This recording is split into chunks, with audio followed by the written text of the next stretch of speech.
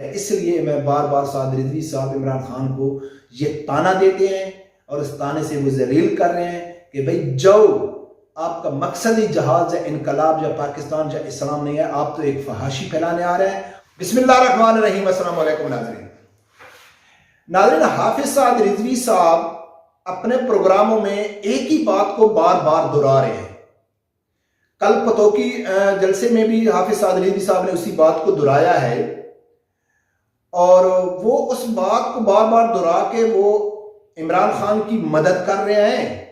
उससे क्या इमरान खान को फायदा पहुंच सकता है, या वो इमरान खान को ताना दे रहे हैं और बार बार ताना दे के वो जलील करना चाहते हैं इमरान खान को, जिस तरह इमरान खान अपने मुखालफिन को जलील करता है। इसके ऊपर बात करेंगे। दूसरे नंबर पे इमरान खान आखिर वो जहर का प्याला क्यों नहीं पीना चाहते। वो कहता तो है कि मैं जहर का प्याला पीऊंगा, यानी कि असेंबली तहरीर कर दूंगा, लेकिन वो बार बार डेट देते जा रहे हैं। आखिर क्या वजह है, इसके ऊपर बात करेंगे। इससे पहले नाज़रीन मेरी गुजारिश है कि जिन दोस्तों ने अभी तक मेरा चैनल सब्सक्राइब नहीं किया तो प्लीज उसे सब्सक्राइब कर दें और बेल आइकन को लाजमी प्रेस करें। नाज़रीन जैसा भी हो, कुछ भी हो, ये जो लंगड़ी लूली पीडीएम की हुकूमत है जो इंतहाई फलाप रही है, महंगाई अरूज के ऊपर है, इसमें कोई शक नहीं है, और ये चू चू का मुरब्बा है, इसमें भी कोई शक नहीं है। लेकिन इनको एक क्रेडिट देना पड़ेगा। मैं तो यकीन कर इनका दीवाना हो गया, क्योंकि आप लोगों ने कहावत सुनी होगी कि यार आदमी किसी के ऊपर जब तंज करता है या उसको डिग्रेड कहता है कि यार मैं तो इसको अपने नाक का बाल भी नहीं समझता हूं। तो पीडीएम ने इमरान खान को अपने नाक का बाल भी नहीं समझा हुआ है। यानी कि नाक के बाल की तो कोई अहमियत होती है, लेकिन इमरान खान की पीडीएम में नाक के बाल के बराबर भी हैसियत नहीं है। उन लोगों ने इतना इमरान खान को डिग्रेड कर दिया, इतना लाचार और बेबस कर दिया कि कहता है जा खान जो कुछ करना है कर, हमारे कान के ऊपर तो जूं भी रूंगने वाली नहीं है। वो इसलिए दरअसल नाज़रीन कि जब इमरान खान तहरीक अदम एतमाद, ये जो मैं बात कर रहा हूं कि जो पीडीएम ने इमरान खान को नाक के बाल के बराबर क्यों नहीं समझा हुआ, ये उस बात से रिलेटेड है कि जो साद रिजवी साहब बार बार अपनी तकरीरों में कहते हैं, और वो ऐसे नहीं कहते। ये सुनोगे फिर आपको मालूम हो जाएगा कि हाफिज साद रिजवी साहब वो क्यों कहते हैं बार बार।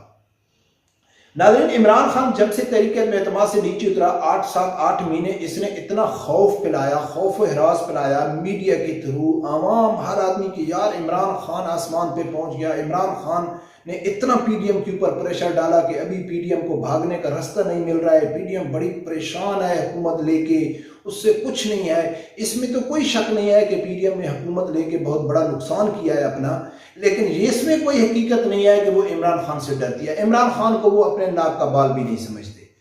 इमरान खान ने जितनी भी पाकिस्तानी अवाम बस में अपने कारकुन थे उनको टच दे दे के, उनकी गैरत जगा जगा के कि आप लोगों ने बाहर निकलना है, और बाहर निकल के आपने पूरा पाकिस्तान रावलपिंडी में, इस्लामाबाद में इकट्ठा होना है, हमने प्रेशर डालना है एस्टेब्लिशमेंट के ऊपर और पीडीएम के ऊपर, और वो हाथ उठा के भाग जाएंगे और हम बदमाशी से यानी ताकत के जरिए हम उनको मजबूर कर देंगे कि वो नए इलेक्शन की डेट दे दें। तो इसके लिए इमरान खान ने बड़े टच दिए, इस्लामी टच दिए, जहाद का नाम दिया, यानी कि तबलीग का नाम दिया, मर मिटने का उनको कहा, बीवी बच्चों को भाई अपनों को लेके आओ, ये हकीकी आज़ादी मार्च है, अब नहीं तो कब नहीं, इंजॉय का अटैचमेंट दिए। यानी कि हर पत्ता इमरान खान ने शो किया कि मेरे कारकुन किसी तरीके से ज्यादा तादाद में आए और मैं पीडीएम के ऊपर, एस्टेब्लिशमेंट के ऊपर प्रेशर डालूं और मुझे डेट मिल जाए। उसमें इमरान खान बुरी तरह नाकाम रहा, क्योंकि उसका पीडीएम के ऊपर कोई असर नहीं हुआ। पीडीएम ने कोई सीरियस ही नहीं लिया इमरान खान को, पहले दिन से इमरान खान को सीरियस नहीं लिया गया। तो इमरान खान रावलपिंडी में पहुंच गया, उसने देखा है कि भाई ये लोग इनकलाबी तो नहीं है, इससे मैं प्रेशर तो नहीं डाल सकता हूँ गवर्नमेंट के ऊपर या एस्टेब्लिशमेंट के ऊपर, तो फिर उसको यू टर्न लेना पड़ा। तो यू टर्न तो वो लेते ही है। उसने कहा है कि भाई ठीक है मैं असेंबलियाँ तहरीर करने जा रहा हूँ। अब उसने असेंबलियाँ तहरीर करने का जब नाम लिया तो फिर सब चीज़ खुल के सामने आ गई। पंजाब के सबसे बड़े डाकू सामने आ गए कि भाई हम असेंबलियाँ तहरीर नहीं करते, डेली की बुनियाद पर मीटिंग होती है, समझाने की कोशिश हो रही है, इमरान खान को डराने की कोशिश की गई है कि अगर असेंबलियाँ तहरीर हो गई तो आप गिरफ्तार भी हो सकते हैं। बरकब ये कुछ दिनों से, ये 2-3 हफ्तों से चल रहा था, लेकिन इमरान खान ने कहा है कि अभी मैंने ऐलान तो कर दिया है, चलो मैं ऐसा करता हूँ डेट दे देता हूँ। उसने 17 तारीख की डेट दे दी कि 17 तारीख को मैं ऐलान करूँगा। 17 तारीख को ऐलान करते करते उसने कहा है कि मैं 23 तारीख को असम्बली तहलील करूंगा कल। यानी कि अब सोचने वाली हर आदमी सीनियर साहब ये कहते हैं कि यार आखिर वो डेट पे डेट क्यों दे रहा है, जब उसने तहलील करनी है तो कर दे, ऐलान कर दे।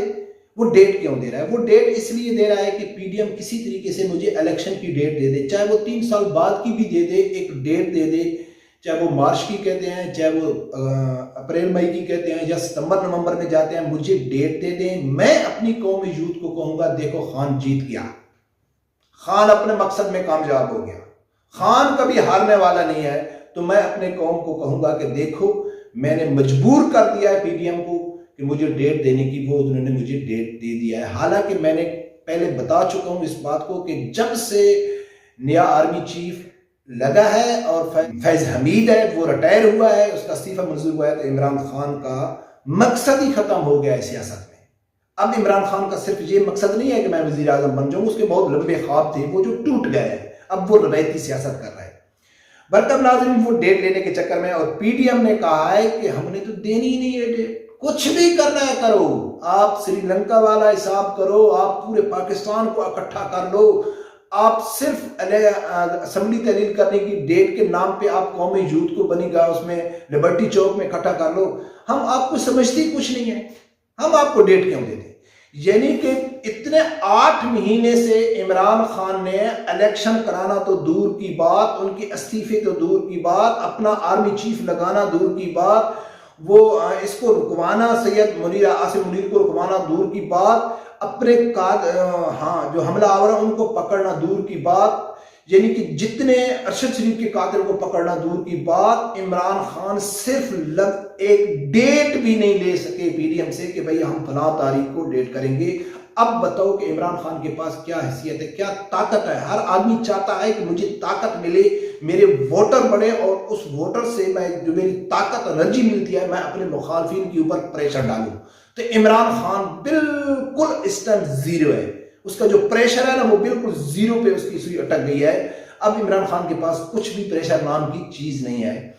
इसी को देखते हुए कि हाफिज साद रिजवी साहब का एक डायलॉग मशहूर हुआ, जिस तरह इमरान खान का डायलॉग मशहूर हुआ था एब्सोल्युटली नॉट, वो झूठ पे मबनी था।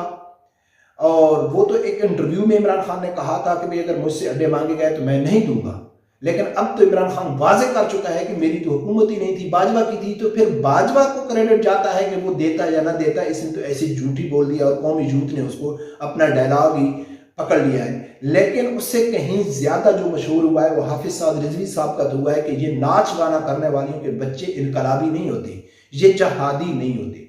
ये इतना मशहूर हुआ कि लोग अपने मोटरसाइकिल और गाड़ियों के पीछे भी लिखाना शुरू कर दिया। हाफिज साद रिजवी साहब भी हर अपने प्रोग्राम में ये डायलॉग दोहराता है और ये इमरान खान को गैरत दिलाने की कोशिश करता है। अब मुझे जो मैंने थंबनेल में या ऐसा जिक्र किया है कि यार हो सकता है कि हाफिज साद रिजवी साहब मदद कर रहे हैं इमरान खान की, तो मैं इसलिए कह रहा हूँ कि कहीं इसके इमरान खान के जो कारकुन हैं उनको शर्म ही ना आ जाए कि यार हम तो अपने इमरान खान की बेइज्जती तो बर्दाश्त भी नहीं कर सकते। हम तो बार बार साद रिजवी कहता है कि नाच गाना करने वालों के बच्चे इनकलाबी नहीं होते, तो कहीं ऐसा तो नहीं है कि वो कहें कि भाई हम आज के बाद नाच गाना नहीं करेंगे, हम डांस करना छोड़ देंगे, हम औरतों को नहीं लेके जाएंगे, अब हम इमरान खान का साथ देंगे, तो ऐसा तो मुमकिन ही नहीं है। क्योंकि जो इनकलाबी या जो जहादी लोग होते हैं ना, उनका जो मकसद है वो पाक और साफ होता है। उनका जो लीडर होता है ना वो झूठा नहीं होता है, यूटर्न लेने वाला नहीं होता है, मफाद परस्त नहीं होता है, आवाम को धोखा देने वाला नहीं होता है। जब वो हक और सच पे खड़ा होता है तो ऑटोमेटिकली जो उनके कारकुन हैं उनके जज्बे आसमान को छू रहे होते हैं। जब वो उनको मालूम हो जाता है कि हमारा लीडर सही है तो फिर उस लीडर के लिए वो मरने के लिए भी तैयार होते हैं। आंसू गैस क्या हो, कुछ भी हो, वो पीछे हटने वाले नहीं होते हैं। और ये तहरीक लबैक के कारकुनों ने साबित किया है। और बार बार साद रिजवी साहब इमरान खान को इसलिए कहता है कि आपकी जो फौज है ना वो सिर्फ नाच गाने वाली है। जैसा कि मैं शुरू से कहता हूं कि जो तहरीक लबैक के तहरीक इंसाफ के कारकुन है ना वो डांस के लिए जाते हैं, नाच गाने के लिए जाते हैं। तो वो अब ये डायलॉग इतना मशहूर हो गया है कि ये इमरान खान के उस डायलॉग को भी क्रॉस कर गया है। इसलिए मैं बार बार साद रिजवी साहब इमरान खान को ये ताना देते हैं और उस ताने से वो जलील कर रहे हैं कि भाई जाओ, आपका मकसद ही जहाज या इनकलाब या पाकिस्तान या इस्लाम नहीं है, आप तो एक फहाशी फैलाने आ रहे हैं और डांस करने आ रहे हैं। और आपके जो कारकुन है वो एक डांसर हैं, इंजॉय करने वाले हैं, उनसे आप इनकलाब या जहाद की आप उम्मीद मत रखो। इसीलिए इमरान खान बार बार वो टाइम दे रहा है। जो मैंने कहा है कि पीडीएम इमरान खान को अपना नाक का बाल भी नहीं समझती। वो इसलिए नहीं समझती है कि इमरान खान कुछ भी नहीं है, सवाए बोलने के उसके पास कुछ भी नहीं है। देखो नाज़रीन आगे क्या होता है। इमरान खान ने डेट दे दी है। अब 23 तारीख को इमरान खान का ऊँट किस करवट बैठता है।